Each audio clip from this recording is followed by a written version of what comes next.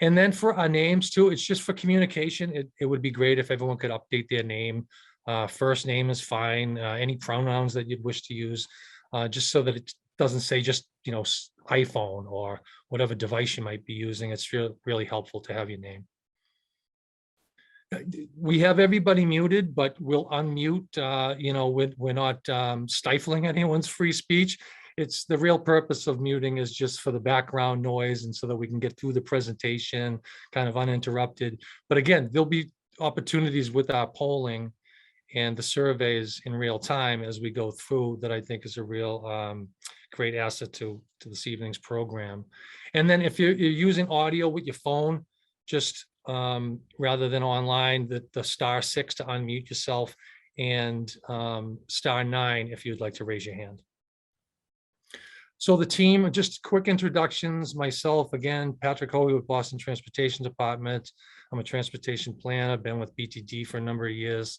My colleague, my partner in crime, Jeff Alexis, the better looking of the two halves of this management team.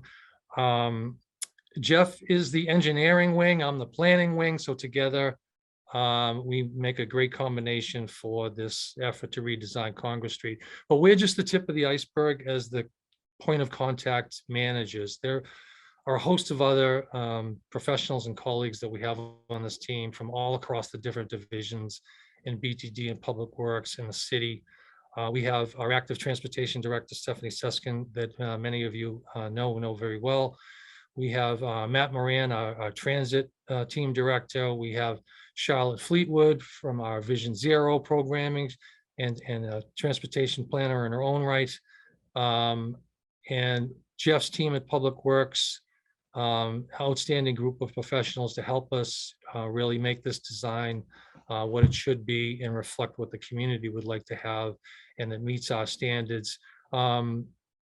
Our leader in this really, Paula is the city engineer, and this is a Public Works project, but we are collaborating. This is a collaborative effort. And Paula is so kind to have us all participating in this manner as a team. But Public Works is the lead, but BTD, we're all in the streets cabinet and we work in unison, which is great to partner and to team up the two departments together. So the big question again, why are we looking at Congress now, right? Why are we all gathered here tonight? And the reason, there's history here. This is not new. We're picking up really, and we're continuing work that was started under the former Crossroads project. If some of you are on this call could remember and have been here long enough to recall kind of the post Big Dig effort to look at the cross streets that were not necessarily within the scope of work of the central artery, but were critical connections to the Greenway and the new surface streets so that they fit into the context of the network of streets. And we've rebuilt. Broad Street's been done, Causeway Street's been done, Summer Street through the Ford Point has been reconstructed. Now it's Congress Street, and this is the last of the big four Crossroads projects to be considered for design and reconstruction. So, in that interim, it has been a while. It has been a few years since we had a community engagement process over Congress Street. We haven't just been kind of sitting idly by while time passed. We did take inspiration from the original engineered plans. We did get to a 75% level around 2014, if that date is correct. We were able to design and install a signalized ped crossing at the Children's Museum, and that was really needed. We wanted to get that out first because of just the safety considerations around the institution itself, and creating a safe environment for the children and their families to cross at that intersection that really needed it. So we took inspiration from the original design in 2017 and rebuilt at least that section of what was in the original first take at the Congress Street redesign through the Crossroads project. In our team, I failed to mention our amazing design team, Crosby, Soliciting, and Smallridge, CSS. They're on the call with us tonight. Can't forget about them and all the great work they've done in design and supporting this effort. So this is what I was mentioning about the live participation and the polling, kind of as we have fresh eyes on Congress Street and a contemporary look at, where we stand now in 2022, post-pandemic, and the landscape has changed, participants, populations have changed, we've grown, right? So, and this technology can help us. So Stephanie has been great with integrating this into the presentation. And if you take your there's two ways you can either log on to menti.com, right, from your device, open up another window or another device, or just use your smartphone and scan the QR code, and it will take you to these polling questions. What we wanted to do kind of at this stage of the presentation is get an idea of, who may have participated before, who was involved in prior iterations of design of Congress Street, and then maybe what your vision for Congress Street might be today. So just take a moment, use your device to access the poll and see it's populating already. This is great. The date is coming in. Ford Point is in the lead.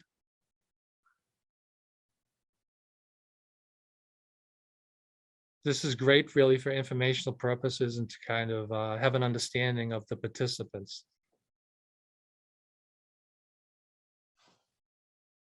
Wendy made a good point of having the code available in chat. Maybe it's easier if that's a possibility, Stephanie.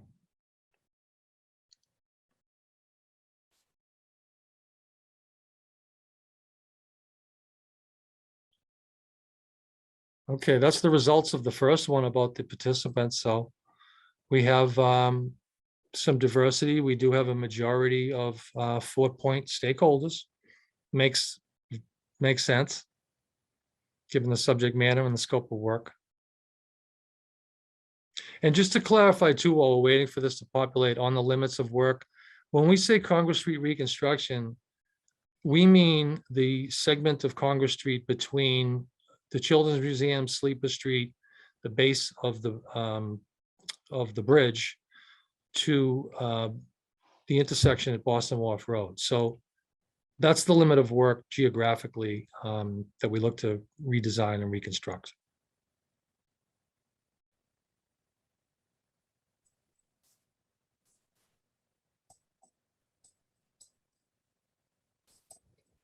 Yeah, we did. I see the chat. We did have, outreach to a number of the commercial interests. We wanted to get a good cross-section of all the different various, again, interested stakeholders, abutters. We have residents that we're always, pretty plugged into reaching. We wanted to make sure that we had a balance of different interests and participants that have different take on what Congress Street vision should be.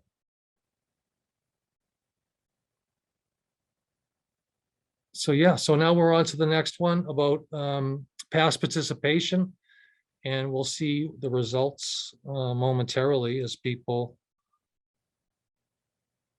put their information in.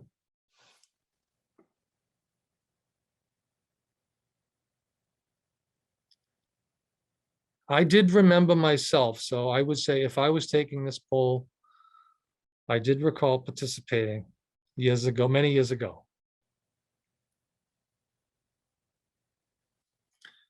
So this, we have about 30%. So this is great. We have new participants. We've had, again, the population has grown.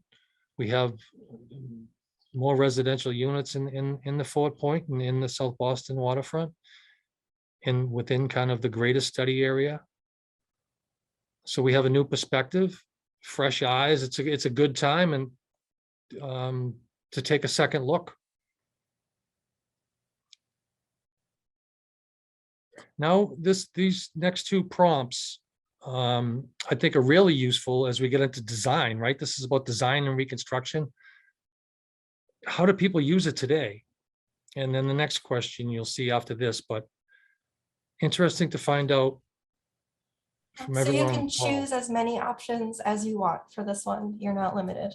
Yeah, good point, Stephanie. Thanks for that. That if there's many different ways you use it, then make sure that that is input into the poll.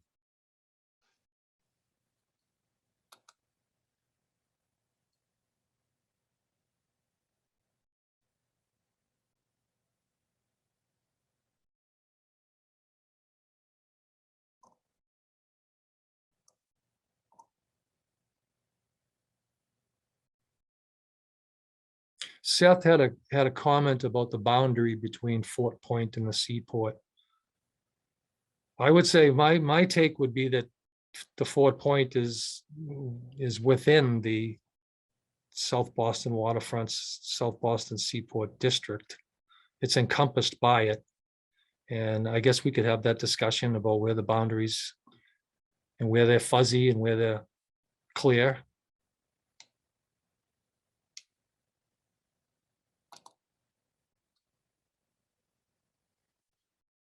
What is this telling us? I'm looking at the graphic.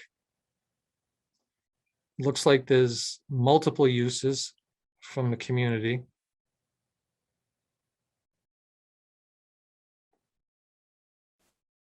It looks like some even split. Looking at the data and the percentages.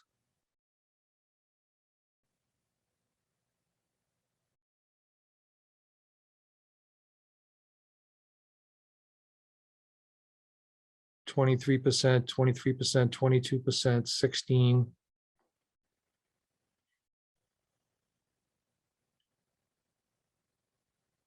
This is interesting and informative. Was that the last of the initial polling?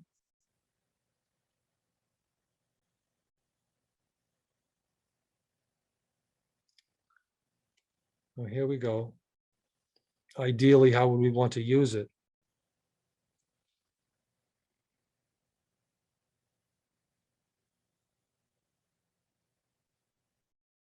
And these are multiple as well, Steph?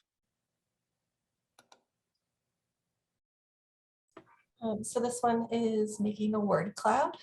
So feel free to put in a word or phrase for what you would like to see in the future and how you want to use it in a few years. Thanks, Stephanie.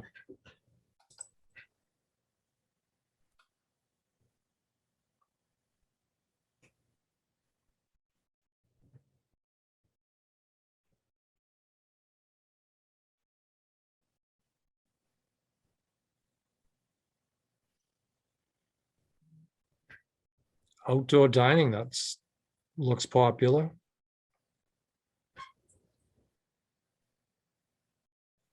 Seems to be really catching on as something really desirable.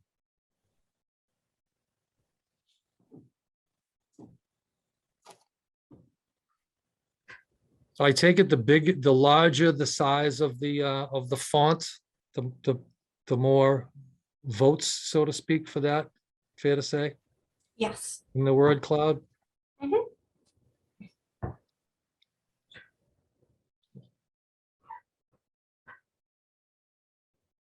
Walking seems to be a very popular use. Future use. People want to enjoy walking along the corridor in the future. That's great. That tells us improve the pedestrian environment, right? Yep. And the outdoor dining being such a big piece of it also says something to making sure that that's something that's part of the community going forward. That's great to see. Yeah, I think the last 2 years of, if there are already lessons learned, it's that al fresco is an attractive alternative that people like to see. Maybe there's possibilities here. There's also a few entries in here around its history, historic tours, historic buildings. So being able to enjoy those. Biking, also popular in a couple of different iterations of biking. So Kid-friendly this, spaces. yeah, and this information will be saved, not just on this recording, but it's documented, the graphics and the results for us. Yep. For So I'm going to hand it back to you, Pat. To All right. continue. Great. I'm going to go to the next slide. Let's see.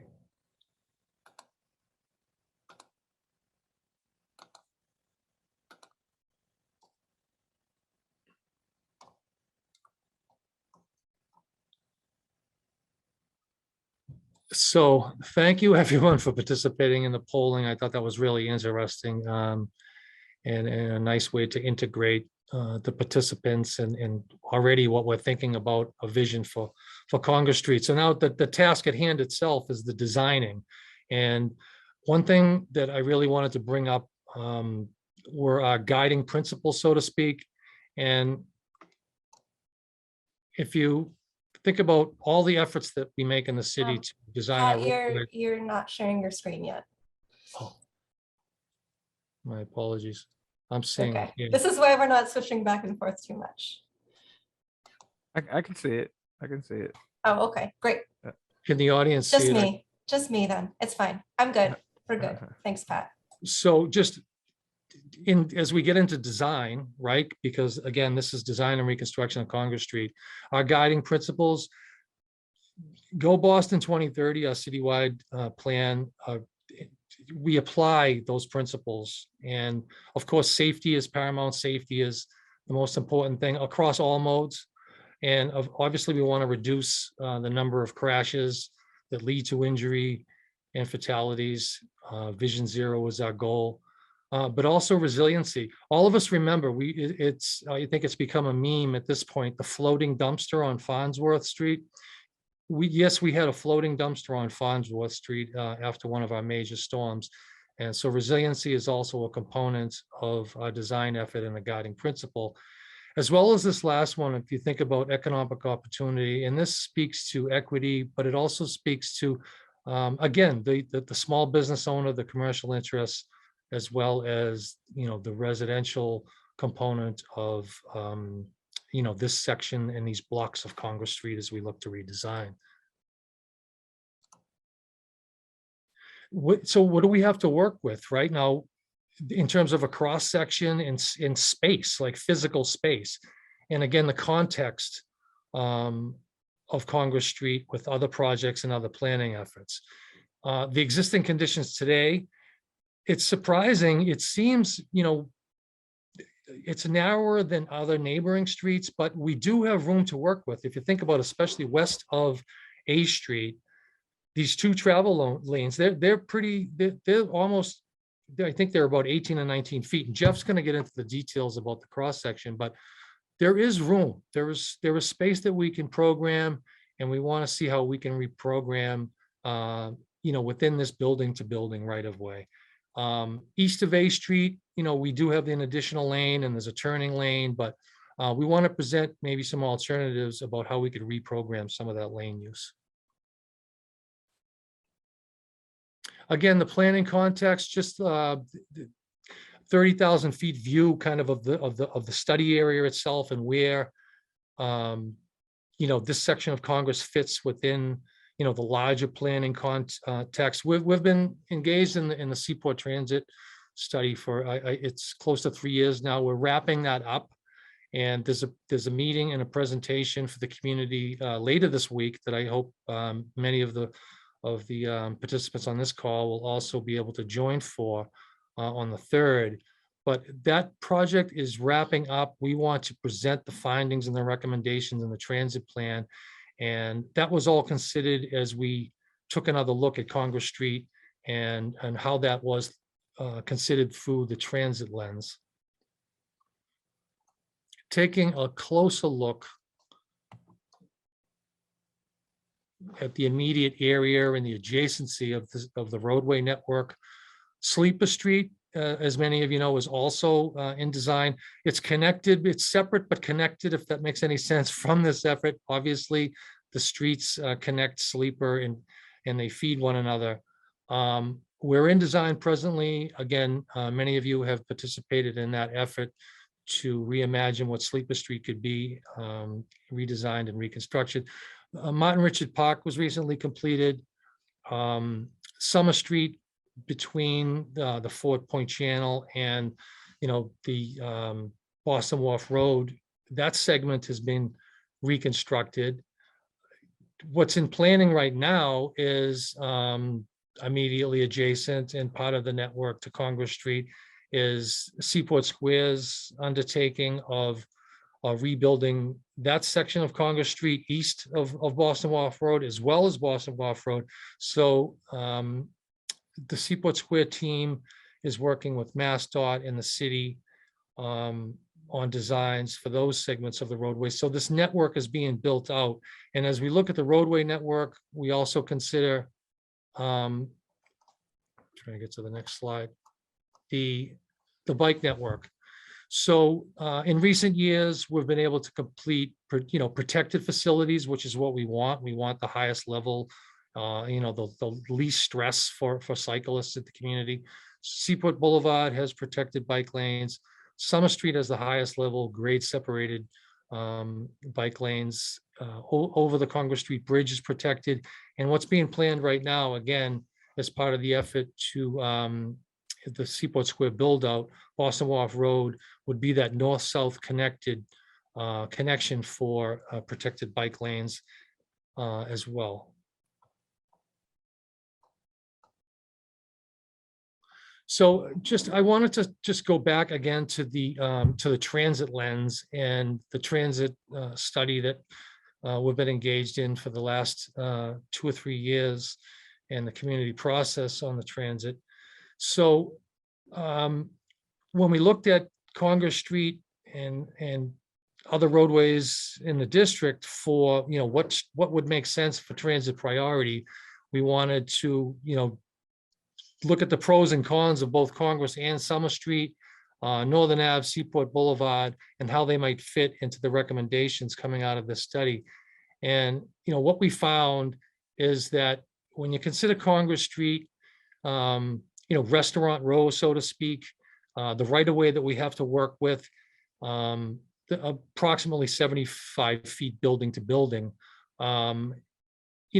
Congress, it doesn't have that direct connection to South Station, and it is in a little bit closer proximity to the Silver Line on Seaport Boulevard than the other major crossing at Summer Street. So when we looked at what made sense in terms of transit connection, Summer Street, you have 100 feet building to building, essentially, for much of the cross section. You have that straight shot from South Station, the direct connection into the residential community of South Boston, across the Reserve Channel, but also to all the growth that's happening along that corridor where we have, the Seaport Square build out, the Omni Hotel, the Convention Center. So when we considered through the lens of transit in that the transit study, it seemed that Summer Street made more sense for dedicated transit rather than Congress Street. So we do have that as part of our planning context, that Congress Street we haven't really identified as that connection for dedicated transitway. Summer Street we feel would be better served by BRT or rapid bus. So with the background, basically what we want to do is kind of tee up the concepts that we want to share tonight. I'm going to hand it over to Jeff, but given everything that we just went through about kind of the planning that's been going on, the past, design efforts via Crossroads, and taking a look at how we could, maximize the potential of Congress Street for all modes. In 2022 and moving forward,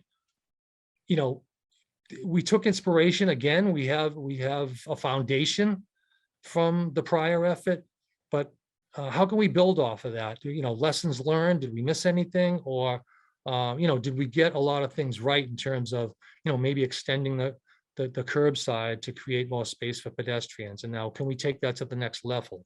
And maybe there's room for al fresco dining and outdoor dining. So that said, I want to hand it over to my colleague Jeff to go through the actual plan layout, plan view concepts, and then we can get into another poll and then an open discussion.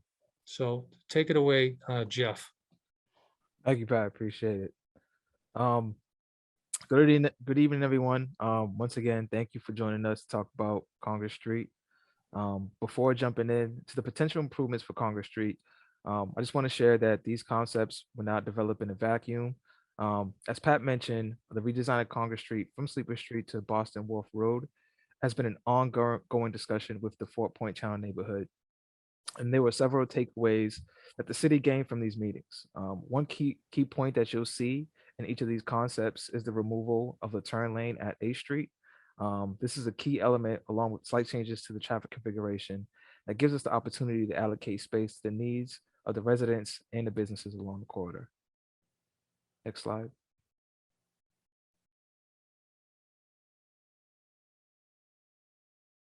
Next slide, Pat.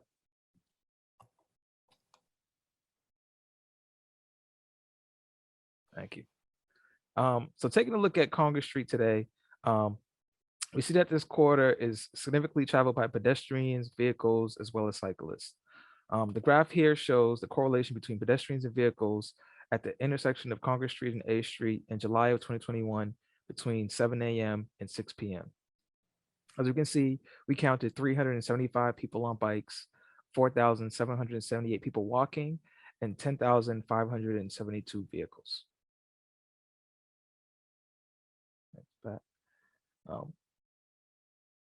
Expounding on, that's fine. Expounding on who is using Congress Street today, this map revisits the locations where outdoor seating was provided along the corridor in 2021.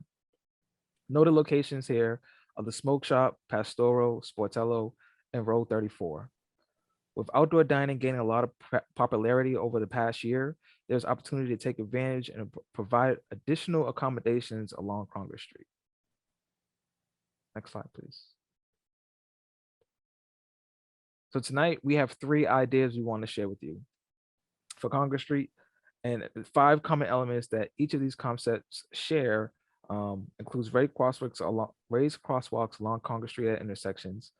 To be clear, we're looking at providing these on the side streets and approaches to Congress Street at intersections without traffic signals. We'll be providing new space for street trees and significantly widening the sidewalks. We're hoping to provide shorter crosswalks over Congress Street, and we'll be repurposing space from a right turn lane at A Street, as I mentioned previously. Next slide, Pat.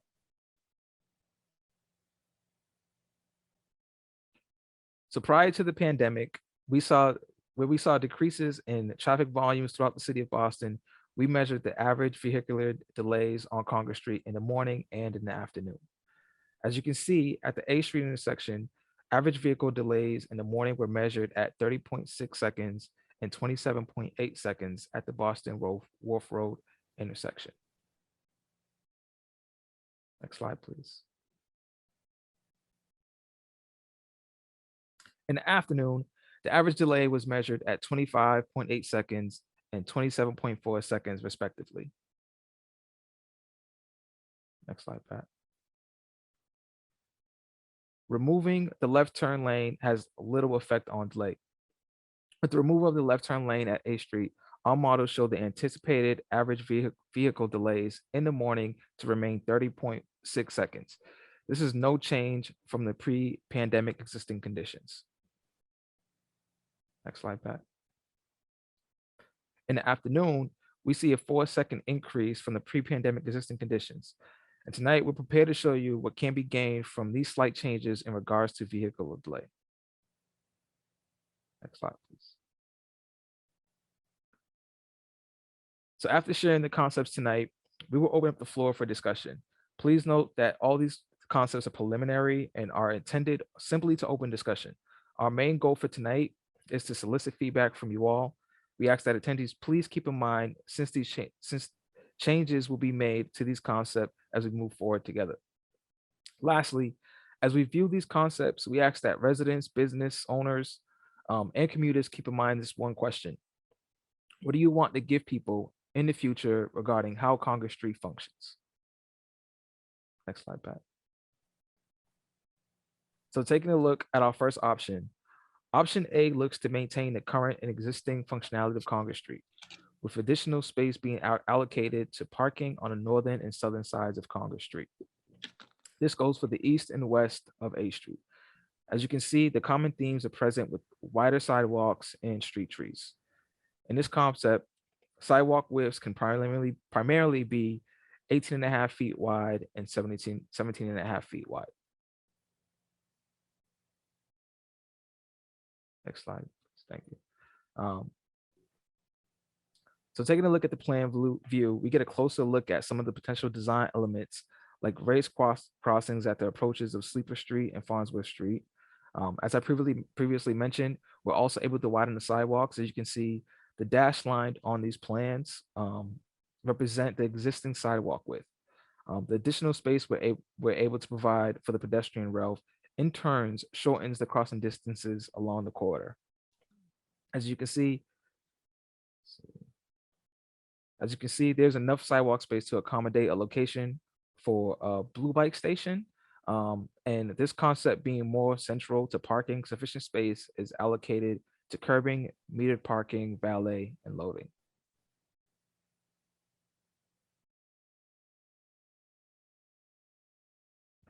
Shifting over to the east side of A Street, most notably is the removal of the turn lane at A Street, where we're able to provide much needed space from pedestrians at this corner. This is one of the sticking points that we've heard from the community in regards to this crossing at Congress Street and A Street. Other elements, as I mentioned, provided and shown on this plan are the race crossing at Thompson Place, as well as Stilling Street. And of course, the curbside parking that could be available, that could be available for either meter parking, valet, and for loading. Next slide. All right, thank you. Shifting gears to option B. Option B looks at removing the parking along Congress Street and allocating all the space gained from a redesign to the pedestrian rail. This concept provides significantly more sidewalk space. And as I mentioned previously regarding outdoor dining, there's an opportunity to provide additional accommodations along Congress Street. In this concept, sidewalk widths can primarily be 25.5 feet wide and 17.5 feet wide. Next slide, please. And looking at the plan view, we can get a closer look at what the allocation of the space for the sidewalks would look like. As I mentioned, you can see this, the race crossings are included at Seaport Street and Farnsworth Street. You can see the blue dash line, which is the existing curb line, as well as where the proposed curb line could possibly be with this option for Congress Street. As you can see, we have majority and primarily sidewalk widths with 25.5 feet on this section west of A Street. Move on to the next one. And on east of A Street, you can see that the race crossings are provided at Thompson Place and Stilling Street in this section as well. And sidewalk widths range between 25.5 feet and 17.5 feet in some of the kind of pinch point areas. I don't know if we would consider them a pinch point since they're 17.5 feet wide, which is fairly significant. Next slide. All right, and shifting gears again to take a look at the final option that we have to show you tonight, which is option C. This option looks at removing parking along Congress Street and allocating additional space to the wider sidewalks and a sidewalk level bicycle facility on the northern and southern sides of the roadway. This design provides separation between pedestrians, cyclists, and cars using street furniture, buffers, and curbing. Next slide. Looking at the plan view, we get a closer look at how separated bicycle facilities would fit along this corridor. Currently, bicycles share the roadway with vehicles in this section of Congress Street, which would be maintained in the previous concepts that we did show you today. This concept shows what would be possible if we went with dedicated infrastructure for cyclists.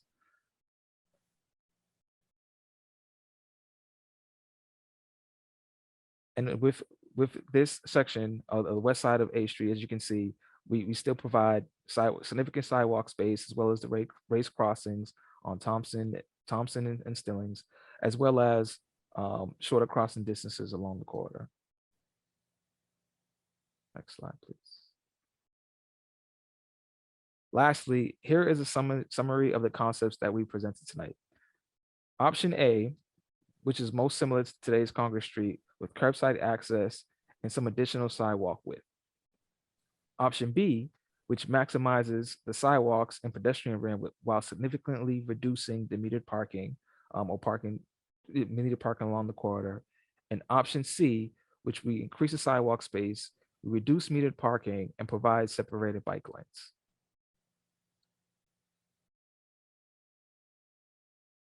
Next.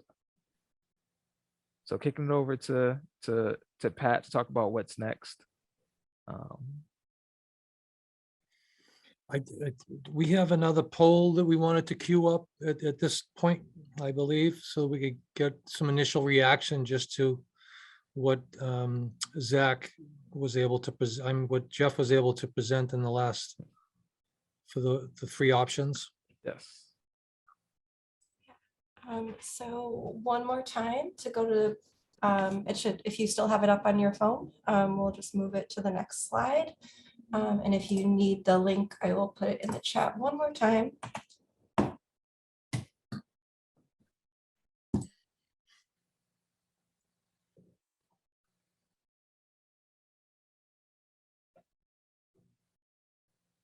Yeah, so if you're able to access this, I mean, please let us know how you feel about the possible options for Congress Street.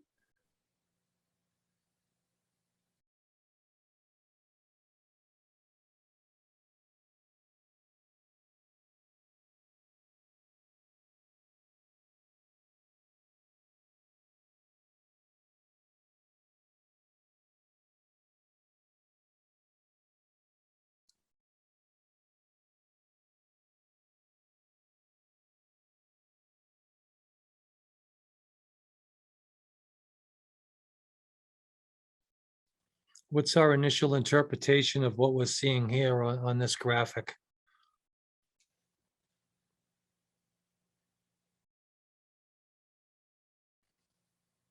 I mean, from the looks of it, I would say it's definitely a lot of interest to increase the sidewalk sizes for the public realm, to provide separated bicycle lanes along the corridor.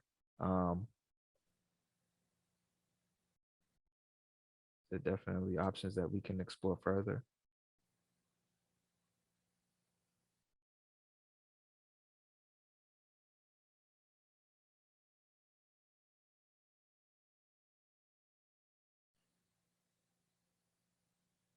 Has everyone had an opportunity to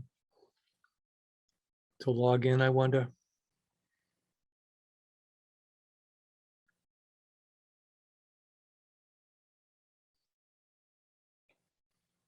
All right, interesting results. Let's take that poll into consideration. Do we want to move on to the next slide? Kind of what's next in terms of schedule and participation and future meetings?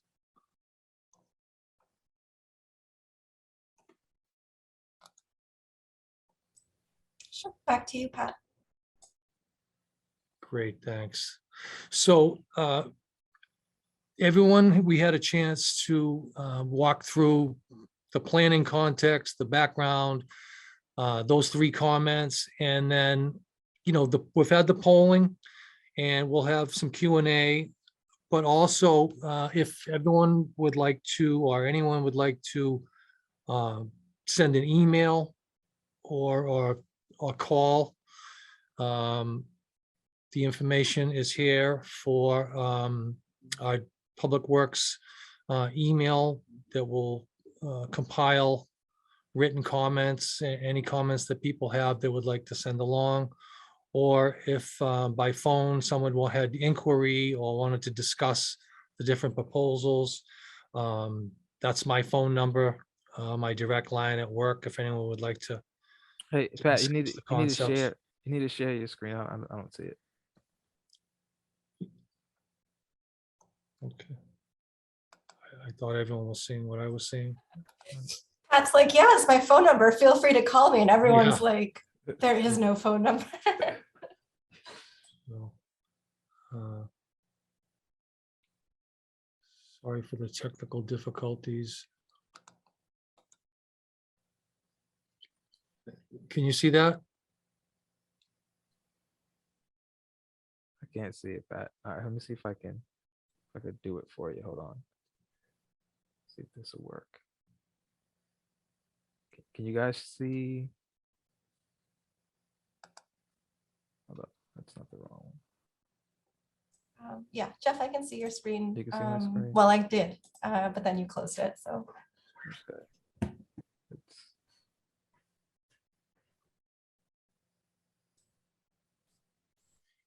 Can you see it? I feel like it's showing Yeah. something else. Yeah, I see the presentation. Can you put it on can you hit slideshow on the slideshow? top right? There we go. How's that? Thanks, So, Jeff. okay, all right. All right. We're back here, just with the, in terms of soliciting feedback and comments. We thought a few weeks to digest what we presented, give an opportunity for people to correspond, get copies of this presentation to review and take a closer look, and then send us, emailed comments or telephone, any way to communicate people's preferences and their ideas about the three different options. So we're going to post the plans, obviously, being as transparent as possible to get this information out in these different alternatives. And we want to hear from you. We want to hear what the community thinks about these three different options. Next slide, Jeff. So in terms of the timeline, we would expect a follow-up meeting from this, initial in May, in a couple of months. I think it's a good time, a good target to come back again and have another community meeting like this after we've heard from everybody and had a chance to refine the different options and maybe zero down on a preferred option. We'd love to get to a final design this fall. I think that's a good target for what we could reach. This project is funded for construction. That's the great news. And we would anticipate breaking ground after a construction bid to break ground in 2023. So, design through, we're early in the year. We take the time to really engage on the different alternatives with the community for the next several months into the fall, and then hope to have a final design that we could advertise for construction after the new year. Jeff, can you get to the next slide? So just again, in context of the other planning initiatives and other projects that tie into this South Boston Seaport Strategic Transit Plan meeting is, again, this coming Thursday, the 3rd, and we hope to have good participation like we had tonight with a good showing and a good cross section of different interests and stakeholders in the neighborhood. So the link again for that meeting is on this slide, and it's also on the webpage too, on the city's BPDA's webpage. Next slide too, there's another meeting, the urban forestry plan. We just wanted to also mention this since it's coming up within the next couple of weeks. Monday, March 14th, for those interested in another city initiative that relates to the urban realm. So next slide, Jeff. I think, at this point, we wanted to, let people raise their hands if they needed to, or we could respond to some of the chat, but get into a discussion about what was presented tonight, and hopefully we can respond in kind to all of the inquiries. Do we have a show of hands, Stephanie, potentially, that we could go in some kind of an order? Yeah, we've got a bunch of hands up. We've got questions from the chat. So we'll just kind of go back and forth between them. So I've been trying to answer the questions as we go, but the questions have gotten more and more complicated. So I'm going to hand some of them back to the two of you. There's a question here about about Sleeper Street. If you can say a little bit more about the schedule there and the potential parking impacts and how that is being thought of in combination with our Congress Street proposals. Yeah, I think I can take that one just real quick. With the Sleeper Street design, we looked at a potential one-way, but that really didn't work to have a one-way couplet. That really didn't work for the Children's Museum and the circulation. So Sleeper Street and its the current kind of present design alternative would maintain a two-way Sleeper Street. It would widen the sidewalks to make them more accessible, especially for the disabilities, to meet our ADA requirements. So that we would upgrade the sidewalks in the streetscape. Given what we have to work with, it is a narrow cross section, but it would be two-way, expand the sidewalk. There'd be a very limited impact to the parking. And there's two alternatives essentially, where we maintain parking on the Children's Museum side, or we maintain parking on kind of the existing condo association residential side of the street on the east side. There would be a raised crossing to allow for pedestrian crossings, mid-block, essentially mid-block raised crossing to get people across Sleeper Street and help to calm traffic. So that's where we're at right now. The design, it's narrowing in on one of those two alternatives. It's limited impact to the parking, and it would be maintained on one of the sides of Sleeper Street. Great. I'm going to hop to a live question. So Steve Hollinger. Hey, Steve. Hi, Pat. Thank you. Thank you for your work. I appreciate it. I worked on the 2007 Crossroads Plan back in 2013 and 2016. Okay. And I appreciate the work. I'm glad it actually hasn't been done until now, because I think it's improved quite a bit. And I'm glad to see, actually, frankly, option C. I think bike infrastructure is a necessity. I am a cyclist. I also support the Seaport access through cycling. So I think that's a great improvement. One of my main concerns here is that I'd like to see more conversation about Congress Street connecting to North Station from the Seaport. And I've been interested in seeing BRT all the way from Seaport to North Station. Fort Point's the only bottleneck, and beyond Fort Point, Congress Street's very wide all the way to North Station. That's an issue where I think there isn't enough necessarily thought right now into that area, and the width of Congress Street might want to be preserved for a dedicated bus lane.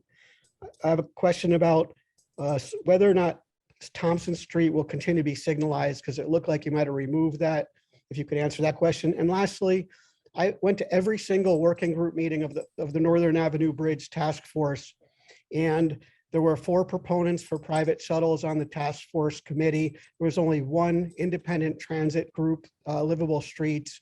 And question there is that the traffic study for the Northern Avenue Bridge replacement project didn't include in the scope of that study the possibility of a Congress Street BRT to North Station. So I'd like to hear a comment on whether or not we could redo a scoped traffic study for the Northern Avenue Bridge, taking into consideration what you're looking at for Congress Street. Really appreciate the work. Thanks for the time, everyone. Thank you, Steve, and great comments. Great context for everything we're trying to accomplish here with these other neighboring projects. The first one I think I'll take is the signal, Thompson Place. That is, it's a little bit skewed from the A Street Congress, but it will maintain its signalization in the reconstruction. Thompson Place will remain as a one-way northbound. So we take, when we opened it up and converted it to one-way, we took that move out of the intersection, but it is under signalized control presently and will continue to be under signalized control as part of the A Congress Thompson kind of intersection. So there's that. The Northern Avenue Bridge, and my colleagues are also on the call too that might be able to help, but the perspective that I have is that there's a lot of flexibility in terms of the purpose of the bridge. I know that during the design process we limited it. I think we didn't want to have full kind of open to all vehicular traffic, and then on the other hand necessarily have a completely pedestrian or bike, but the structure itself can accommodate a number of different uses. So right now, the plan that I understand is that it could be predominantly ped bike, but also have a lane for HOV. So yeah, that's it can be programmed in many different ways. The structure itself, the current plan, as I understand it, is that it would be a substantial ped bike accommodation, but also preserve, a vehicular lane, but only for HOV, i.e., a bus carrying, a significant number of people. The idea being moving, more folks in and out of the district over that crossing. In North Station to South Station, I think, Steve, Congress Street itself, absolutely, and in particular through the financial district and connecting to Merrimack and to North Station, I think we've always had our sights on that as the potential for a connection, a good connection, a rapid one for bus service. I think on this section of Congress, through the Seaport Transit Study, I think, to the point that we made earlier in some of the slides and the comparison was that Summer Street is a better candidate for BRT, but we do have, there is the city's effort to engage on the North Station to South Station and North Station to South Boston waterfront for bus rapid transit project that's getting ready to get underway. I don't know if any of my colleagues want to jump in, maybe Matt, to talk a little bit about that, but I hope I was able to answer your inquiry, Steve. Hey, this is Matt Moran with the transit team at the Boston Transportation Department. So just a little bit about the transit team. We coordinate closely with the MBTA on a variety of different projects, and we concentrate on the areas that we have the most control over. So it's our city streets, and it's making our city streets better for not only buses, but sort of all multimodal improvements that we can work on. So yeah, Steve, to your point, we are very interested in Go Boston 2030. There was this idea of this North Station to Seaport connection, and we hired a consulting firm back in the late fall, HDR, to start working with us on thinking through some alternatives for what a corridor could look like. So we are looking to begin a public process around those alternatives in the spring, probably in early to mid-April. And we're hoping to be able to sort of talk through some of the pros and cons of all of the sort of alignments that we are looking at. A few key assumptions: we want to get folks as close to South Station as possible. So that's why the Summer Street connection, I think, for that North Station to Seaport connection makes a lot of sense. And also Summer Street allows us to continue out towards the South Boston waterfront, the Seaport district, and serve an area that doesn't really have good dedicated bus rapid transit service today. Congress Street's a little bit close to Seaport Boulevard. So if you're trying to get to sort of that lower level of the Seaport, and by that I mean, Summer Street's on the upper viaduct, Congress Street is sort of at the same level as Seaport Boulevard.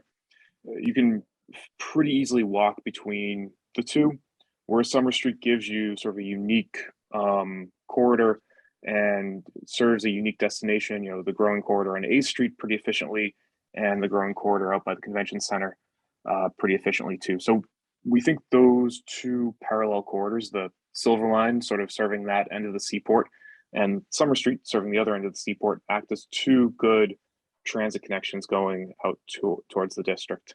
So I know that's a lot, but we'll explain more next month, or I should say in April when we come back. Thanks, appreciate that, Matt. And I, just for the record, the chat is preserved, so I hope we can get through every single question, and we'll try to be as Pat, we concise can as do possible. it if you can let me keep moving.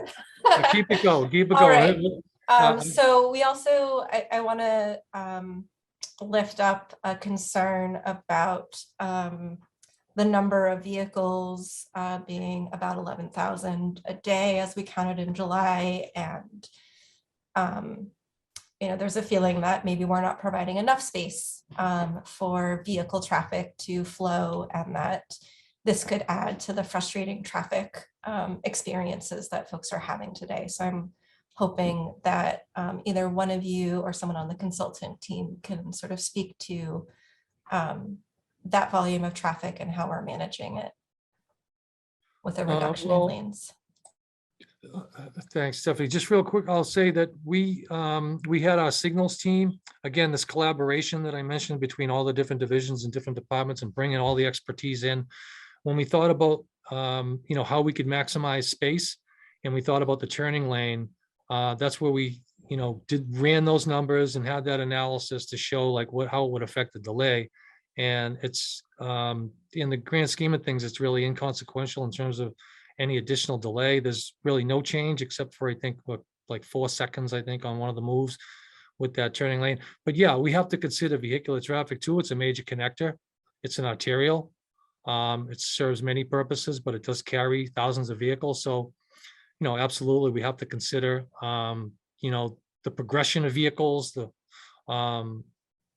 congestion, the growth, right? The projected, trips that would be associated with new developments. So yeah, we can't just, shut down Congress Street entirely for pedestrian use. We do maintain in all three alternatives, we maintain at least a lane in each direction for travel and motorists. It's just they're over, the good news is the 2 travel lanes, especially west of A Street, they're like 19 feet wide. So that's almost 2 lanes, but not quite, doesn't meet our standards. So how can we right size those lanes that still maintain the capacity that we need for vehicles? Next one, Steph. Yeah, so let's hop back to folks with their hands up. So Bill Bailey. Hey, Bill. How are you? Good evening. Bill Bailey. Sorry, yeah, if people who are speaking can say where they're from, I think that would be helpful. Got that request. Bill's from City Point. Well, you may know where he's from, but tell everyone. There you go, Pat. From City Point. I also represent City Point Neighborhood Association. I spent many, many years on the public realm plan down there, the South Boston Design Advisory Committee down there. Extremely familiar with the area on how the build out is. One of the questions that was just my concern is that when we were doing the build out on this, we took into consideration like bike lanes and traffic lanes. And being a data guy that I am, I'm perplexed as to how you can reduce auto lanes and increase bike lanes. Okay, because the cars that are going down, they're only going to increase with the residency that's out there. It's just the way it is, and you're reducing down to bike lanes and pedestrian lanes. I just don't see the justification to do that because, as you know, being from Southie, Summer Street, Congress Street, we're on a peninsula out here. It is absolutely impossible to get in and out of our neighborhood right now. It is just crazy. That bike lane on Summer Street going over the bridge is ridiculous. You got less than 100 bikes a day, but yet you got over 15,000 cars and trucks. And I'm just, you know, at what point do you say, hey, wait a minute, I like biking, I like walking, but I don't see the justification in that, because it's adding to the pollution, it's adding to the frustration, it's adding to the economic impacts of any of the drivers that are out there. It's adding to the bus delays that are going on. So that's what my concern is. And we talked about this when we did the build out of that area down there, is that we need enough lanes down there to accommodate the increased growth in car ownership, which Boston is number 4 right now in the country on automotive ownership. It's not reducing, it's increasing.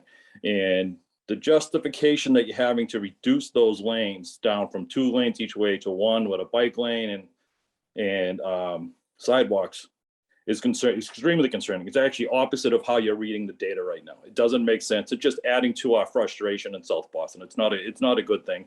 It's not a good thing for the Seaport. I'll follow up with 2 more options on that. You didn't take into account the rideshare options that are going on. I think everybody out here, that if you're not in an Uber or a Lyft, you're screaming at an Uber or a Lyft, you know? So you like it when you're in the back seat, but when you drive in the streets and they stop right in front of you all the time, it's just a pain in the ass, and it just adds to the problem. And I think we all know that. Everybody's blood pressure in the area, it just keeps going up. One more comment, that I like outdoor dining as well. Al fresco, I do not think it belongs in the streets down there. Okay, we had this discussion with all the building owners and the potential developers years ago. If you want outdoor dining, al fresco dining, build it into your property. Build it into what you want. Don't make every single taxpayer go out there with outdoor dining. It doesn't belong in the street. I love it, but it doesn't belong in our streets. It should be part of the design development that's out there. If you want outdoor dining in a restaurant, build it into your concept when you build out your restaurant. That's just how it is. I just don't see how you can bring in al fresco dining in the gutters in Southie, where you're going to reduce traffic, increase all kinds of problems, especially down here in South Boston. Everybody is pushing down Summer Street. I can't tell you how badly it is down here. Pat, you should know. It's crazy. So that's my 2 cents. I'm extremely experienced at what's going on with the traffic. I'm shocked that nobody reached out to me to ask me about my opinions on the traffic down there after putting in 10 years of community service to build out that area. And what I'm seeing here right now from you gentlemen and ladies that are in there is that the dream is nice, but the reality, it's just not going to work. You're just going to make it extremely, extremely unpleasant for everybody, especially us in South Boston, who can't even get in and out of our peninsula right now, whether it's going south or going north. And you're not even including all the truck traffic you have going down the streets. Those trailers coming out, the increased cargo, trying to jump on 93 North out there through the Seaport, you know as well as me, that's just only going to get worse. So that's my 2 cents. I oppose just about everything you said there, because you're not applying the data to the concept. You're actually going in the opposite direction. You're going to cause more problems. But I do appreciate all the hard work you're doing. I just got to take it one more step. So that's my 2 cents. I always love improvements. I'm sorry, I don't mean to be a Debbie Downer here, but like I say, I just don't see how this is improving, especially with the data that you just showed us. It's just, you're going in the complete opposite direction. So Hey, good Bill, luck, guys. I know the work needs to be done. We got to start somewhere, but I'm just giving my experience and my 2 cents there. Thanks, guys. I got it, Bill. Appreciate the perspective. And yeah, just real quick, again, with the capacity on the lanes, and Jeff, you can correct me if I'm wrong. It's Congress Street, what we're redesigning is it's 1 lane in each direction. We still maintain in all of these options, 1 lane in each direction. Should be 2. There's- Be 2, Pat. You're reducing it. It should be 2 to handle the capacity. You're giving So you're I giving just want to be 300. You're clear. giving 300 bicyclists a lane when you got over 11,000 cars. Sure. So Show me we can process I know. Thanks. in a I know how this single works. lane very easily the volume of vehicles that we have out there. I also No, want to no, you can't. note No, that in don't go there. every, Don't go there. I've been in down every this road with concept, these arguments. You cannot Bill, handle that many if you reduce the volume. Thanks. Bill, we are I'll stop. also adding more lanes as we're approaching Boston Wharf Road, which is a busier intersection and needs more space. So as we get to Boston Wharf Road, there are more travel lanes available. It is only at the A Street intersection that we're looking to reclaim a lot more of that space for pedestrian space, for public realm, for trees, etc. So I understand your concern, I but I do appreciate want it. to I don't be, agree. Thank you very much. I respectfully disagree. How's that? Thank you Sure. very Thanks, much. I Bill. look forward to the Thanks. process. We're gonna get on to the next question, but just in the dining real quick, it wouldn't be in the street, it would be actually on the sidewalk if we were able to gain that space. But next question. sorry, just sort of skimming through questions that have come in. So there's a lot of questions about the current double parking and concerns that if we don't have any space for people to pull over, it will just be impossible to move. Earlier in the chat, I had noted that these are like concepts meant to sort of like push the limits on what we might be able to do. But Pat, Jeff, if you want to speak to that a little bit more. Yeah, just, I mean, yeah, if there's one lane, if there's curb extension that has one lane in each direction, and then you have someone that puts on their flashes, and then you have, essentially down to one lane, we have to consider something like that with enforcement and how that might work, and that's a legitimate issue. So yeah, absolutely, we're aware of that. As we also don't want to incentivize double parking and create an opportunity for that activity to take place. It creates a lot of issues in terms of again issues around traffic that we've heard about that are of concern, and if you create a situation where it invites deliveries and other quick pit stops where people take advantage of the excess space, that just creates more problems. But yeah, if you reduce that ability, what other side effects might you have if there is no space for deliveries and things like that? So all things considered. Yeah, I mean, as Stephanie kind of mentioned, I mean, these are just concepts to kind of start the conversation. We wanted to get feedback from the community about what would be preferred for Congress Street. We definitely don't want to design to promote any illegal parking or double parking along Congress Street. Ultimately, in areas where we are looking at maintaining or providing or possibly providing one lane in each direction, we're not going to design a roadway to provide a space for people to double park against other vehicles. Like we're not saying that we're removing all the parking on Congress Street. We're not saying that we're moving it forward with any of these concepts in a sense of how they are shown. It's more of just what direction should we be heading to in regards to these designs. That's ultimately what it is. What about folks who have had their hands raised? Who's had their hands? Yeah, no, I'm coming back to the longest? Pat. We're going back and forth between questions that came in chat and people. Oh, we're alternating. All right, we have a system. Great. Yes, don't worry about it. All right, Stacy Thompson, you are next. Hey, Stacy. I think you're still muted. Oh gosh. There you go. Of course. 2 years in. You're good. You're good. It's okay. I was trying We all to pay do you a it. compliment too. I was going to start by saying Stacy Thompson, the executive director at Livable Streets. And I just wanted to start by saying the way that you all started the meeting, the fact that we can all see each other, the polling, the clarity of concepts, the timeline, all great. So I want to start by positive feedback. Stephanie should be in Awesome. I charge love it. of all of our meetings going forward. Should have taken your raised hand first, Stacy. Just want to shout it out, and now I want to see it in all of the BTD meetings going forward.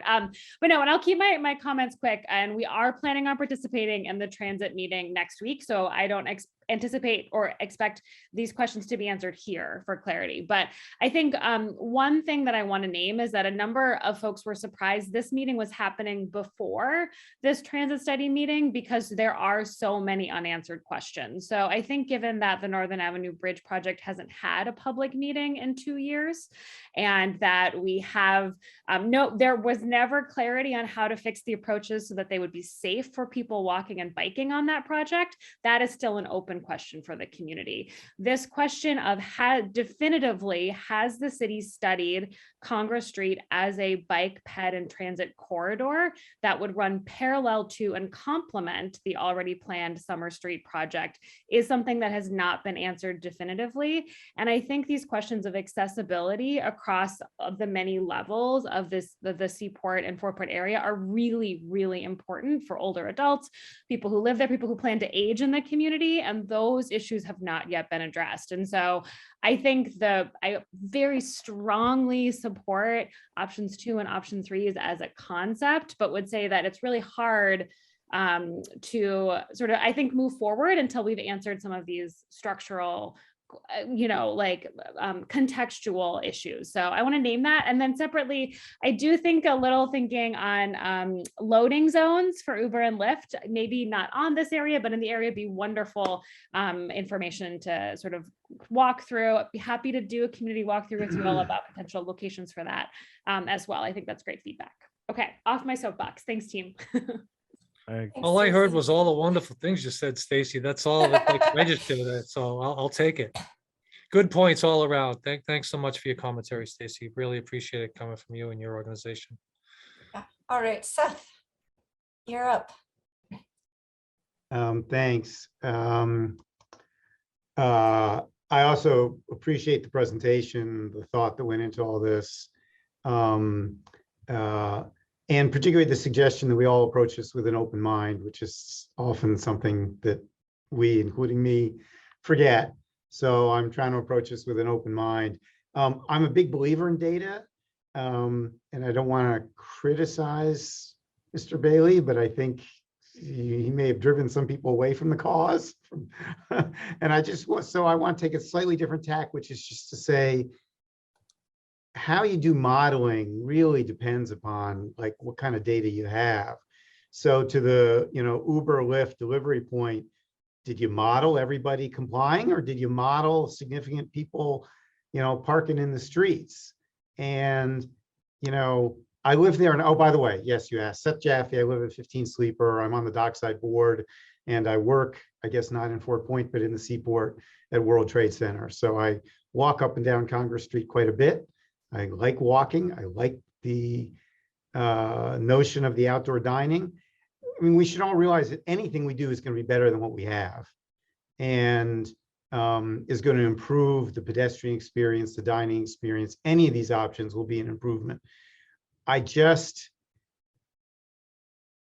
gut does tell me that I'm not sure that the data into the modeling necessarily is plausible, because I see the delays at A Street, and you can only not have a change in time if you're squeezing traffic, if there was extra capacity to begin with, and I don't see the extra capacity.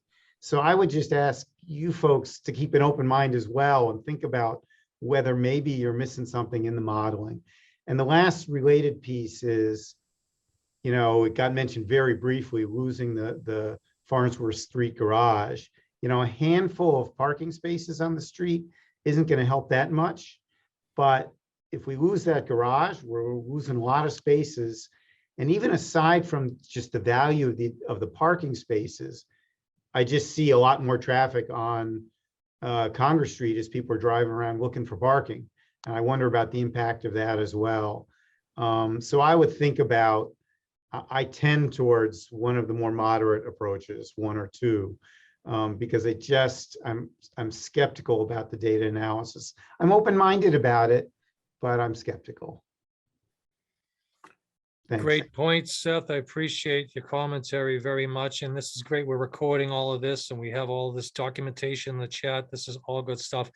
I would think between this meeting and our next one that we anticipate in May, we would probably, again, either capture new data, revisit the analysis that we've done, given the commentary tonight, taking a second look, but also maybe the curbside uses, a parking study, how that curbside's being used today, especially again, given this, the ride share that has been spoken of tonight, and how that might impact, what we go forward with in a design. So Great comments, Seth. Thanks. Appreciate I that. actually meant to ask one more quick question. I'll be really quick, which is just, I was the one who posted in the chat the question about Sleeper Street. And I understand all the planning. I've been to all those things. So it wasn't like where we are and what are the things, but literally just what's the schedule? Because the schedule for Congress Street seems pretty accelerated at this Yeah. point, given that this was supposedly introductory. And I'm just wondering how it intersects. So what's the actual schedule at this point for Sleeper Street and how Yeah. they work together? Yeah. I'll ask my friends at Public. Jeff, Yes. can you speak to that one? Yeah, so the Sleeper Street design and construction will coincide with what we're doing on Congress Street. Sleeper Street is more of an easier job, seeing that we already know what we want to do on Sleeper Street. It's more of just determining where the park is going to be, either on the Children's Museum side or on the resident side. So I mean, we have a clear understanding of what we want to do on Sleeper Street. And the design will be done concurrently with the Congress Street project. So this will be part of one package that we're putting out. I don't know which one will get built first, but there'll be one package that we're putting out for contractors. But we just kind of note, I mean, some of the other questions about the traffic data. We do have our consultants on board on the call today. I don't know if they want to kind of speak to, I mean, data they collected, and some of the questions, and hopefully answer some of the questions that you guys have been having. If we can get Jeff, we don't have McMahon on the call who put together the traffic counts. okay. I don't know if Kevin can speak to it, but I personally can't. Okay. You know, maybe we can end up putting something on our page, you know, for people to digest. Yeah. We right. can definitely add more information. I do want to just also clarify that, like, part of, again, we used pre-pandemic traffic volume, so we adjusted our 2021 counts to really understand what the differences were going to be and expectations for additional traffic coming back. We did not base them on the summertime traffic data. We also used the numbers to help us understand if it was even possible to reconsider how many lanes of travel there were sort of in the middle of Congress Street around A Street. So it's not necessarily final at any point, and we will definitely do a lot more going to the May meeting once we have a concept to share. It's all conceptual. Will this work? Will this not work? Kind of pass fail right now. So on to Valerie. Hi, can you hear me? Yes. Yes. Thank you. So I'm Valerie Burns. I live at 249 A Street, and I have lived here for more than 35 years. I was part of the first wave of folks that moved into Fort Point in the late 70s, early 80s. And like Steve, I've been on with this Crossroads project since 2007. And I think one of the best things is that we're still doing this, and we didn't make decisions that were say 10 years old, because our neighborhood has really changed. And I guess for me, the two biggest changes are we have a grocery store, and we have 2 to 3 times more residents using that grocery store. And that has really contributed to sort of the life of the neighborhood, both Fort Point and Seaport. And people probably know the grocery store is on Thompson Place. It's Trader Joe's. And the main way that people access Trader Joe's is by foot. And you see people walking up and down A Street, Congress Street, carrying grocery baskets, grocery bags. You see young women with granny baskets, filling them up and wheeling them down A Street or down Congress Street. I mean, things have really changed. And I think it's important that this area of Congress Street respond to the changes that have happened in the neighborhood and what's ahead of us, which are more residential buildings and also more commercial buildings, because we're in the sort of midst of a flush of development in Fort Point, which followed what happened in the Seaport.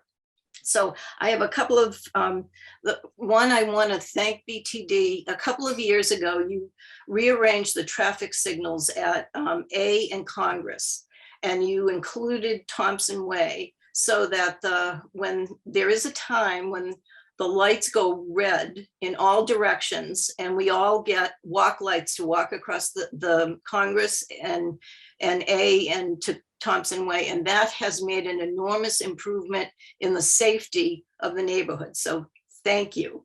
And we've all gotten used to the cycle, so we actually know to wait for it because it's really going to happen. So I have, I guess, 3 points or questions. One is on Congress Street, there is still a building that has head-in, a head-in loading dock. It's where on the ground floor is Fort Point Market. And when those trucks head in, they block 1 to 2 lanes of Congress Street. And this is on the south side. So is that loading dock going to continue to remain active and allow that movement for the head-in truck parking? My second question has to do with A Street. And it really seems to me that the first block of A Street that captures the intersection of Congress and A should be included in this, because the sidewalks are really narrow on A Street as they meet Congress. And there's also parking allowed on a part of A Street where it goes close to Congress. And there are a lot of conflicts there between pedestrians. Trucks get stuck in the intersection, making the swing from Congress to A. So it seems to me that there needs to be some consideration of the narrow sidewalks on A Street at Congress and the issue of the trucks trying to go from Congress to A. And then the third question I would have really has to do with traffic calming. While I understand these concepts and the kind of pedestrian and residential and even an environment it's going to make for everyone, I don't understand the speed of the through traffic, especially coming from the Seaport, where some people might be coming from the Mass Pike. And there's a lot of speed. And how is all of this going to sort of calm traffic in a way that won't make drivers just more anxious and more crazy? Because we do see drivers pulling into other lanes when they're things are slowing down at the rate that they're not able to travel at the rate they want to. So really those I'm delighted. I'll be at the next meeting. I'll be at the meeting on Thursday to understand more about the context. But those were my 3 questions that are 3 topics that I wanted to ask about. Oh, Valerie, appreciate that and appreciate all you've done over the years to in your activism to improve the conditions in the neighborhood. And I'm super glad to hear about the intersection being made safer when we reconfigured that intersection. Really happy to hear that. The way that the trucks access that loading dock is something that we've struggled with and that we are trying to sort out as we progress through this design. I'm not entirely clear on if there's a way to adjust that so that we don't have trucks blocking the travel lanes, the way they do today and they have, for the last couple decades. It's really kind of crazy the way that, is accessible and blocks kind of the pathway that way. So yeah, we recognize that completely and we're aware of that. We're looking at ways that we can counter that. I think your other point, Valerie, was about A Street itself and the limit of work. I think scope of work does include a section of A Street, but not all the way down to Melcher. Those sidewalks and that accessibility is absolutely inadequate. And we have, between this project and developer mitigation, our idea is to have accessible sidewalk and pathway all the way from A to Melcher, to your point. So that is in our sights as well. And hopefully we can accomplish that between a city capital project and our developer mitigation with these massive projects that are happening adjacent to Melcher Street. And then I think your other point, Valerie, was on slowing traffic on what was the corridor in particular? It's really cars that are coming from the Seaport up through, up on Congress, toward downtown.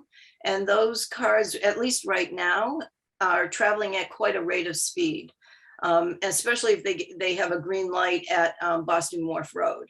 So they're really moving, and then suddenly they come to an area that's very has a lot of pedestrian activity. Okay.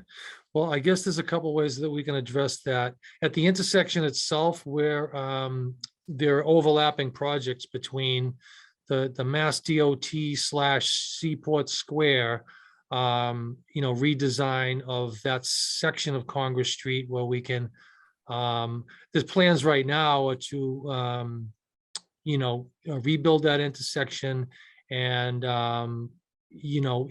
have wider sidewalks, new signalization, and then have a more smooth and, right-sized transition into the, the Yeah. section of Congress that we're rebuilding.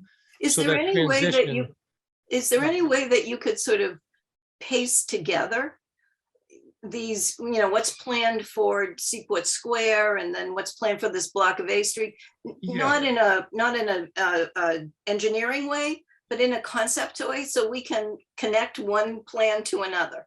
Yeah, we'll have, there was an illustration in one of my earlier slides that just had it highlighted. It didn't show any detail, but we'll show one that's a little bit in between, Okay, a I'll go back to rudimentary that. graphic and something that's more engineered. So we'll find there's something that you can just, look at, an illustration that you can see contextually how this works between the different projects. And I think as Sleeper, Pat is saying, like Yeah. both projects are still sort of in design, figuring things out. So when we come back later, Okay, great, we'll be able to show both of them together and show how that works. great.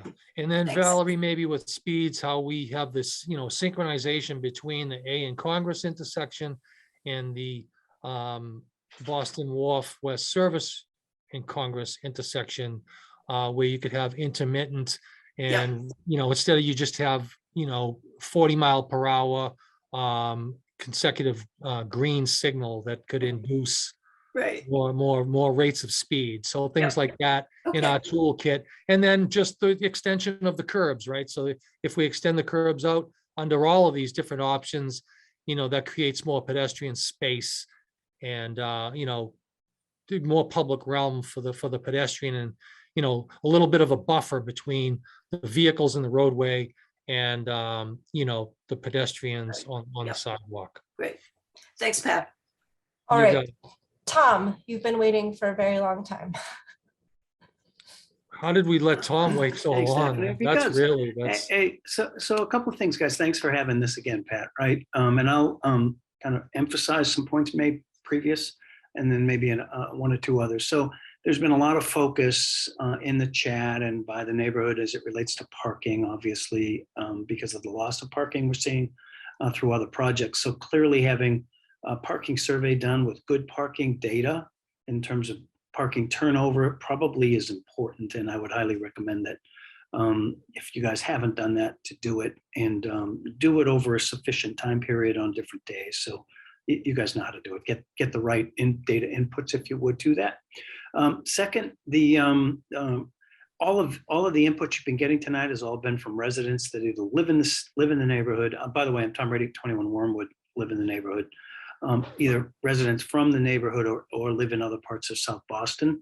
It's pretty important, given the amount of retail space at the ground floor level, that they have the opportunity to provide input. And if it doesn't occur through meetings like this, the city's going to have to find a way or figure out a way of engaging them so that they're able to provide input in terms of things like outdoor dining, things like the loading dock for the Four Point Market.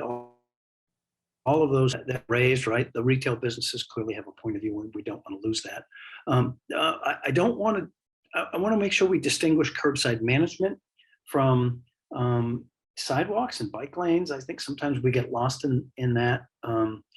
I just like the city to be front facing, forward facing with regard to adopting aggressive curbside management techniques and practices. And it's kind of a new place for the city to go after, and it would be fantastic if they could apply some of those techniques in this part of the city, right? In terms of things like loading, things like TNC pickup and drop off areas coordinated with parking. That's a hard thing to do. I understand that, but clearly that would be fantastic if somebody could figure that out.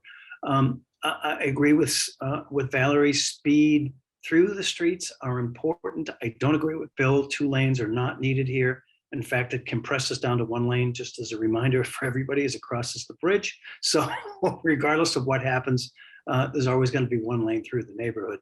I'd like the city to consider eliminating trucks other than for delivery. I think right now this is still considered a truck route. And as this compresses down and there's more pedestrian, bike, and just people experiencing this part of Congress Street, I think it would be an ideal idea, a good idea to consider in terms of through truck traffic being eliminated. I'd echo Valerie's points as it relates to pedestrian and cycle counts. We've seen that increase since Trader Joe's opened. More people traverse A Street to get to that market, even people that don't live in the neighborhood, people that live kind of down on West Broadway walk through or bike through to get there.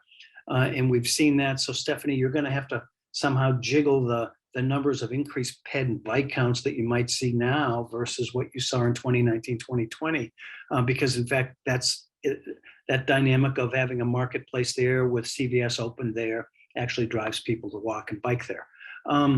I would also agree with Valerie as it relates to scope expansion, including that stretch of A Street. So Pat, we sent you something about a year and a half ago to give you some ideas about possibly how you could, we did our ped counts in 2019 back then. So Stephanie, if you don't have those, we could give those to you. Clearly the approach has to include changing parking along that stretch to actually get enough width to do something with sidewalks. We've got some ideas there. And it would be helpful if, in fact, that A Street, that small A Street corridor is linked to a broader A Street plan that actually designs the street from Broadway to Congress. I know that doesn't exist currently. Clearly it needs to, and then therefore all this is that particular stretch that gets implemented, but that's probably a topic for a different time. So those are my points, Pat. No need to play back, and I don't need answers, so we can kind of try to wrap the call up. Thank you. Oh, good. Thank you, Tom. Pointed comments as usual, well-informed, and per usual, appreciate your leadership. And yeah, all those comments. Well, I'll just ask my team about, do we have in our scope of work to do? And if not, we have to find a way in terms of, the parking study that's Tom is seeking, right? We're able to do that on Sleeper, and stands to reason we would follow suit on Congress, right? Pat, we have a lot of things to look into, and we still have people with hands up. So if you don't mind, we'll get back to people with an answer on that. You got it. Thanks. All right. Ashley. Hi, I'm Ashley Mahanama. I live right on Congress Street. I've been here in some capacity since 2004. I started working on Farnsworth and then moved into the area in 2009 because I love it so much. I'm also a child of the 80s, or I think geriatric millennial might be the correct term. And I grew up with the Big Dig. And that's really what my comment and question is around. So the Big Dig was supposed to help alleviate traffic into and through the city. There were all these projections of what was going to happen in HOV lane. And what we know is that 20 years later, traffic was still a big issue and kept growing and becoming an increasing issue. So when we're talking about traffic patterns through Congress Street, it's already a problem. It's going to get worse. And I don't think that either A versus C really makes much of a difference, to be honest. I mean, it might on a small level, a micro level, but we know traffic's an issue. So I think my question is really around public transportation and alternative transportation. I think as we think about redesigning this, we should go for gold, right? We should make it what we want it to be. And how are we going to address the traffic through alternative transportation is sort of the bigger issue. And I'll just add to that my own family, we just got a car because of COVID. We didn't have one before.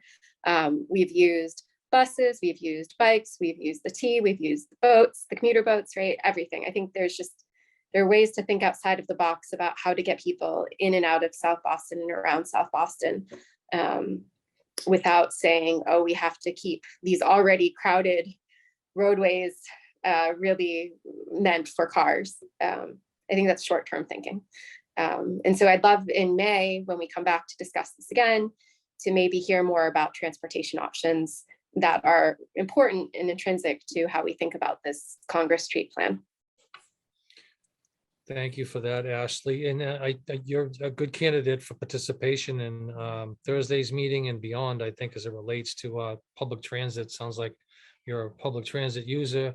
And yeah, I think, you know, our philosophy, but our policy is reduce single occupancy vehicles. I mentioned Go Boston 2030, our citywide transportation plan. It has goals and objectives for reducing you know, single occupancy vehicle trips. We need to increase the mode split for public transit, biking and walking in order to maintain and just have sustainability in terms of mobility across the city, but in particular in this section of South Boston and the South Boston waterfront and the 4-Point Channel. It's essential given all the growth. We just can't expand the roadways to accommodate more vehicles that will congest our city. We need to think about moving more people in the most efficient manner, and that's on public transit and walking and biking, and including you know, vehicular mode. So we can't just grow our way out of our traffic issues by adding additional roadways for single occupancy vehicles. So great point, appreciate that. And, you know, look forward to if you can participate in discussion on our Seaport transit plan. Absolutely, thank you so much. All right, moving to Daniel. Hello, I'm from City Point. I'd first like to thank Pat, Stephanie, and all those working on the project. I particularly like plans B and C. A Street has bike lanes down most of it, which end around Melcher. So I think that C is offers a good connection between A Street and Boston Wharf Road's planned bike lane. Furthermore, Congress Street's 4-Point Channel Bridge has a flex post protected bike lane. So I think it makes sense to continue protected bike lanes down Congress Street instead of forcing bicycles into the shared lanes with cars. In terms of B, I noticed that the lanes were 12 feet wide, which I assume is due to it possibly being a truck route. I think that narrower lanes would be great for traffic calming and for making it safer for bikes who are sharing the lane with cars. One very specific thing that I would like to see is at the intersection of sort of A, Thompson, and Congress, a crosswalk between the southern corner of Congress and A over to like the northern corner of Thompson and Congress, just because I believe, as Valerie mentioned, there's already the pedestrian crossing. The way that signals are timed is that all walks go at once. So I think it makes sense to connect those corners, even though the streets themselves are skewed. And then I'd also just like to, again, Valerie's comment in terms of the sidewalk on A Street, it is extremely narrow, especially with streetlights in the middle of the sidewalk. It makes it like only like a foot or two wide at most. And then, yeah, just continuing the discussion of, you know, favoring cars or pedestrians or bikes. You know, the population of the Seaport is growing, and as others have mentioned, people are walking to Trader Joe's and walking, and we cannot have everybody driving everywhere because congestion would be endless. And in regards to an earlier comment, I also live in City Point, and I recognize that, you know, City Point is a peninsula, which creates some distinct transportation issues, and that everybody's pushing down Summer Street. But I sort of began biking when I was old enough to have a job, but not old enough to have a license. That's sort of why I was forced into it, as it was the way that I could get places. And I think it's important to recognize that, you know, people are that not everybody can drive or has a car, and that we need to be designing these streets for everyone. Daniel, appreciate all your points, and I hope we were able to capture all of your comments.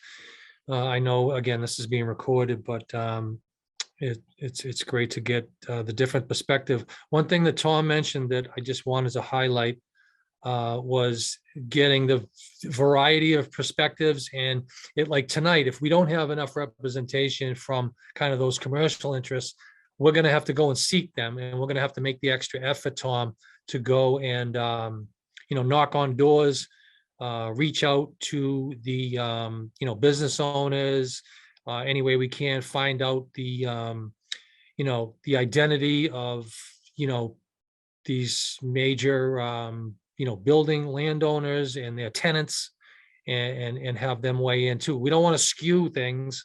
We want everybody's perspective. And what's been great about tonight is we've had a variety of different perspectives from everybody, and that's what we want. We want feedback, from the a cross section of everybody, so that we can really design this right and design it for everybody. So what do we have? We're coming up on 2 We got hours. one more person with their hand raised. Paula has also been waiting a long time. Sorry, apologize for you having to wait, Paula. So sorry.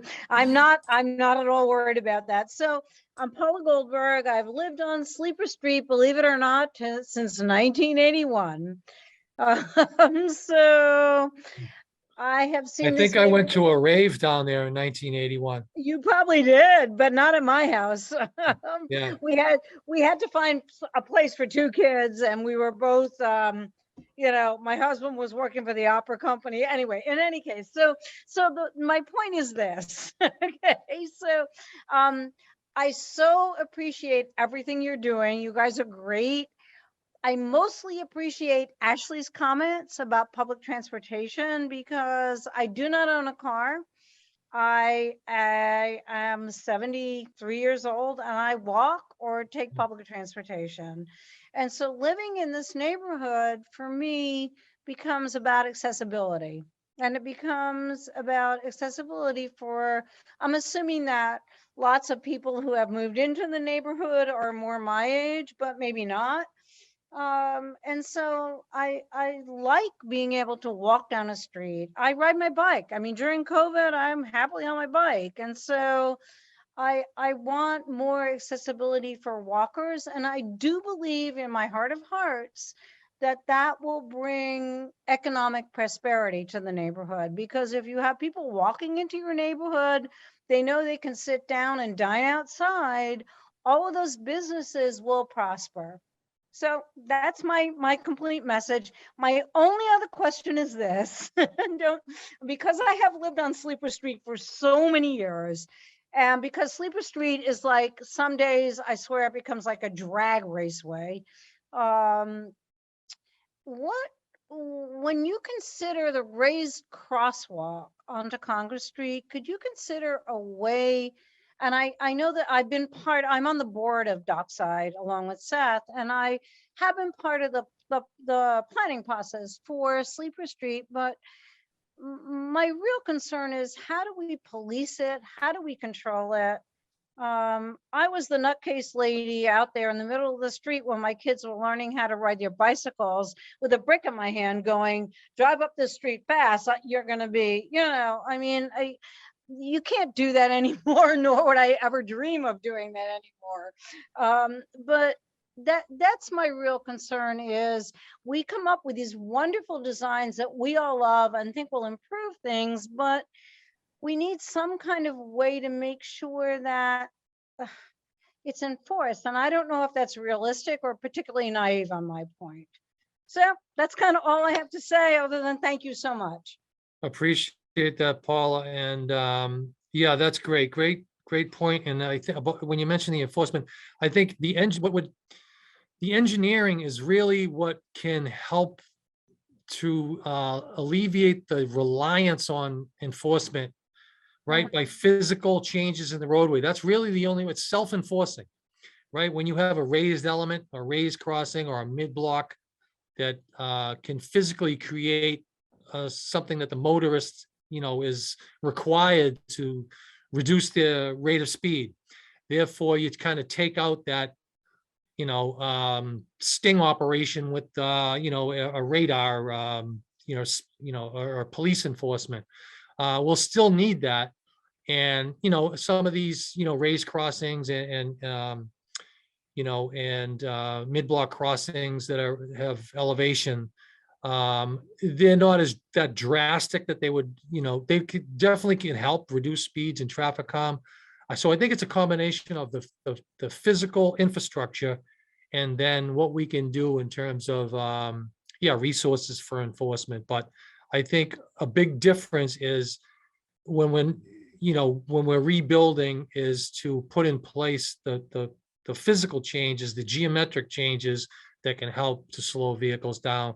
So, appreciate what you're saying, Paula. I don't know, we have Mr. Transit, our active transit director on the call, Matt, if you're still here. If I don't know if you want to address the public transit, again, component that Paula brought up. Hey, Pat, before Matt jumps Or in. we just want to wrap. Yeah, no, I was just gonna say before Matt jumps in, if he's still available. In regards to Sleeper Street, we are looking at providing a raised crossing at the Congress Street intersection, as well as the mid block closer to Martin's Park. So that will require vehicles and cars traveling down Sleeper Street to slow down when going across these crossings. And honestly, it isn't pleasant if you're driving at a higher speed over these raised crosses. You could possibly damage your vehicle. So that's something that we would definitely include in on Sleeper Street. Okay. So Matt actually already left the meeting. 'Cause Okay, we're that's fine. so I far think- over yeah. time, but I think we addressed kind of like the importance in, the upcoming meeting and how that fits into the context. I mean, there's a lot of things happening in terms of planning initiatives and transit. So we could go on ad nauseum about that. So not necessary to kind of continue and extend this unnecessarily. Wanted to give everybody an opportunity to weigh in on whatever their opinion was, a comment or feedback in any way. So where are we at now? Are we almost through most of the commentary? you're That's all it. set on comments. That is it, Pat. All right, fantastic. I hope we, satisfactorily addressed, and gave opportunity to everyone to answer their inquiries and allow for, a platform and a voice for all the participants. This was a great meeting. A great beginning, I think, to this process in developing concepts and developing engineered plans. It's early on. This is our first take at a reboot and a relook at Congress Street redesign. So we're off to a good start, lively conversation, excellent conversation. I want to thank my colleagues, tremendous work, Stephanie and Jeff, putting this all together. Everyone that showed up and logged on tonight, it's tremendous, the civic pride and civic participation to have this many people engaged. It's tremendous, and it really gives us a lot of energy to do our job. So we'll take that, I guess. In the meantime, we'll continue to solicit feedback in any way through emailed correspondence, through telephone, webpage, log on, sign up. Let's keep this discussion and the transparency going. And, we'll do our part too to reach more voices and different voices. Like, we talked about, more of a cross section, other opinions on what people's preferred option might be, depending on where they sit in the community. So with that, I guess, I don't know, does anyone else have anything, Jeff, to close out, or Stephanie? That's all I got. I believe there's possibility to save the chat as well, right? So yes, if you have any, if you wanted to save any of the responses that Stephanie Yeah, that gets downloaded. I'm pretty sure that. Yes. So that's for posterity and for our use to digest all of the chat commentary and to help guide us. That is on the record. So I guess with that, is it a do? I think we're good. Thanks, everyone. Thank you everyone for joining us. Have a good night, everyone.